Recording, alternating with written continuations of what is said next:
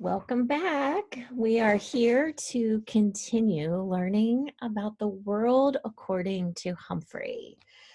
We are now on chapter 13. So here we go. This chapter says thanks, but no thanks.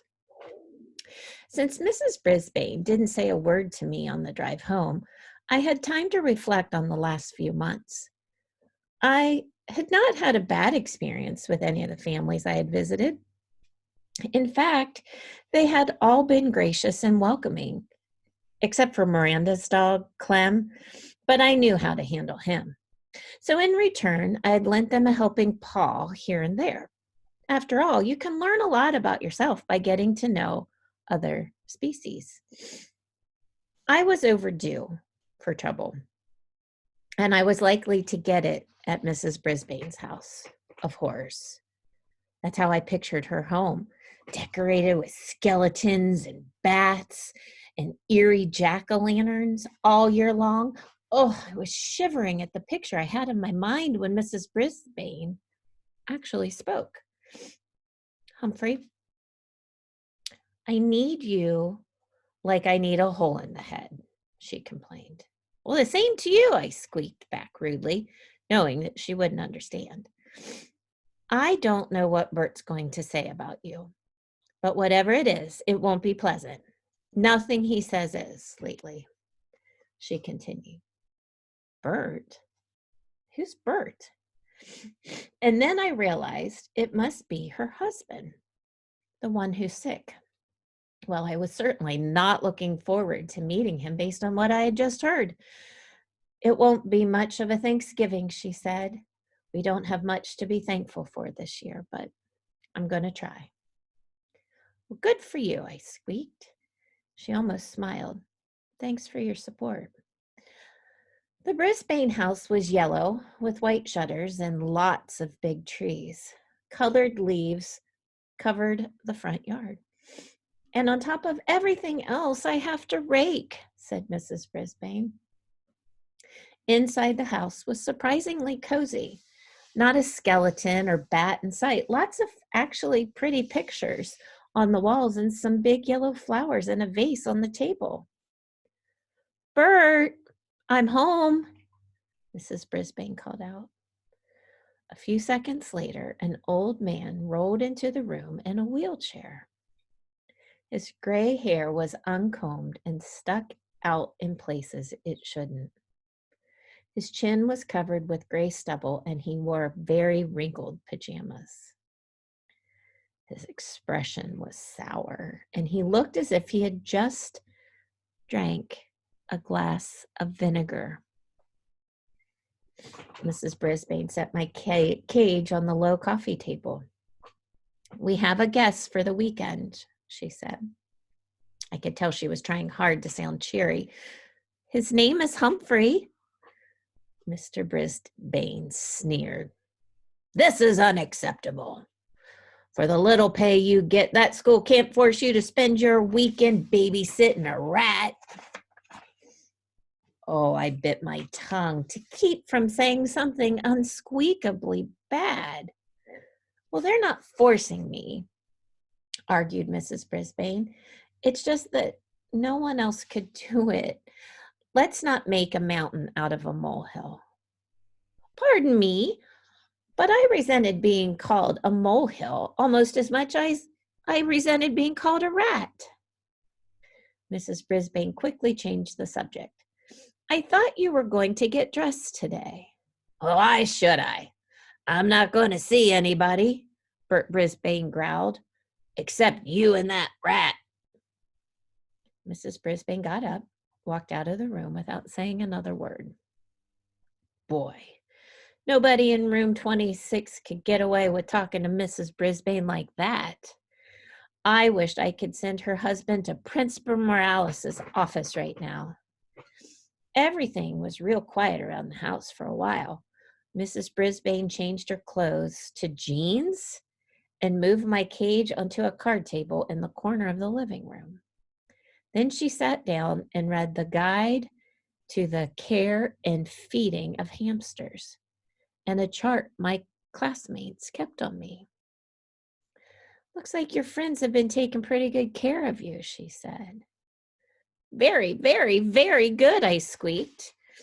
She fed me and gave me clean water, and then she and Mr. Brisbane ate dinner in some other room while they watched TV, and they went to bed early. I'll bet they didn't say 2 words to each other. Even Miss Mac talked more at home than they did, and she lived alone. The next morning, Mrs. Brisbane was up very early, and soon the house smelled yummy. I thought maybe I would like this Thanksgiving thing after all, at least the good smelling and eating part of it. What I didn't like about Thanksgiving was Mr. Brisbane. While Mrs. Brisbane was clattering pots and clinking pans and making things that smell really good, he sat in his wheelchair in the living room and frowned. No, I know a better vocabulary word. Scowled. I want you all to scowl. After a while, he called to the kitchen. Sue, why don't you stop all that cooking and just sit down for a minute? Mrs. Brisbane popped her head out the door, and she said that it wouldn't be a Thanksgiving without turkey and all of the trimmings. Then Mr. Brisbane said he didn't have anything to be thankful for. Mrs. Brisbane went back into the kitchen and banged around some pots and pans again. That sour expression on the old man's face was starting to get to me.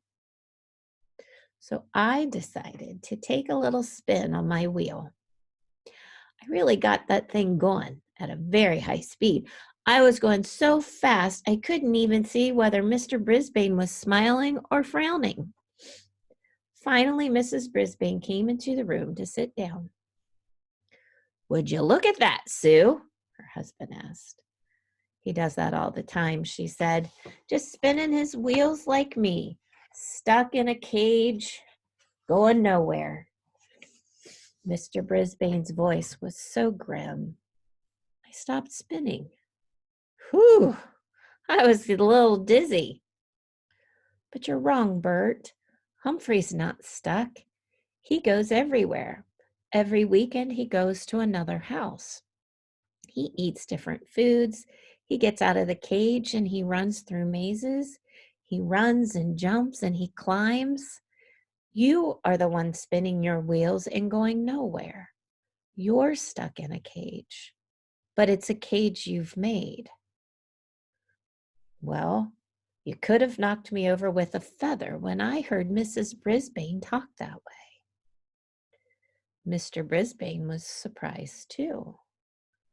Do you think I wanted that car to hit me? Do you think that was my choice? He asked. Of course not, Bert. I'm so grateful you lived through it. That's the point. You're alive, but you sure don't act like it.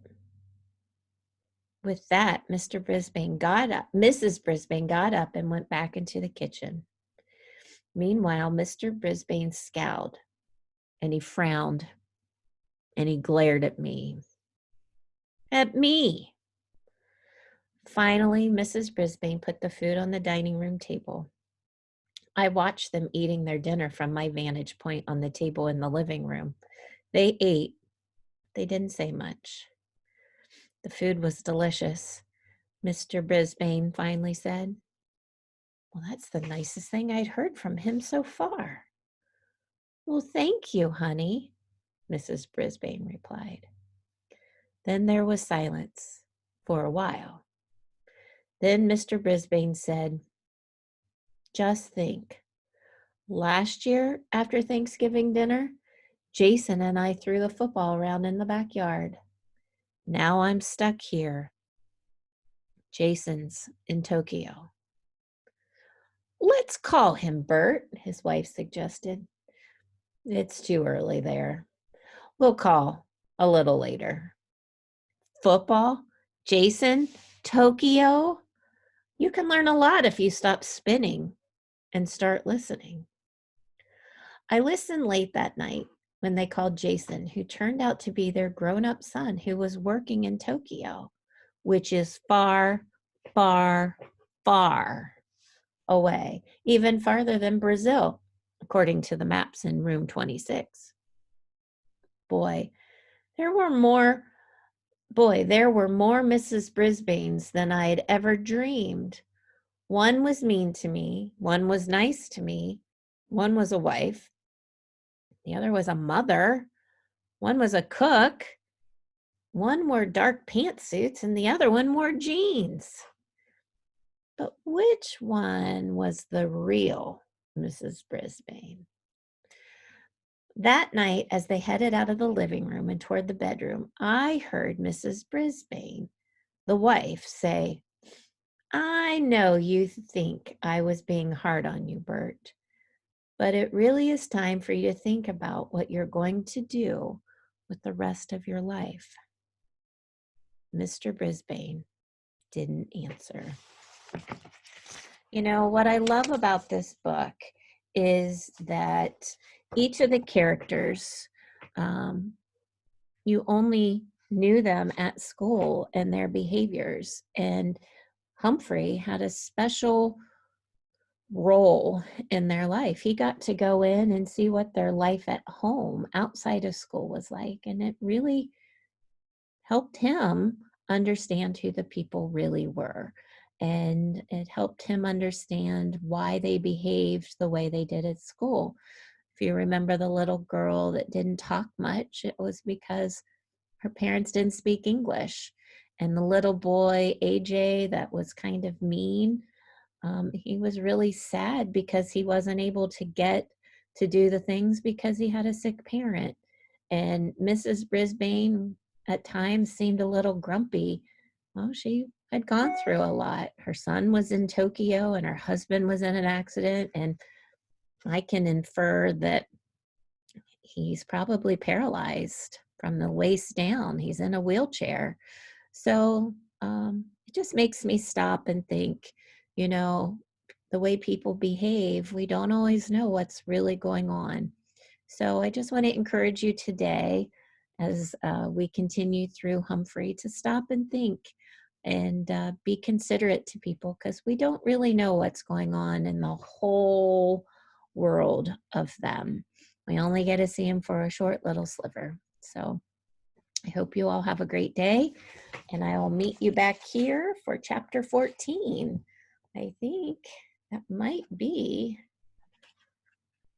our last chapter. Hold on. I'm almost there. Nope, chapter 15. So we have 2 more chapters. So thank you guys, and I will see you later. Bye-bye.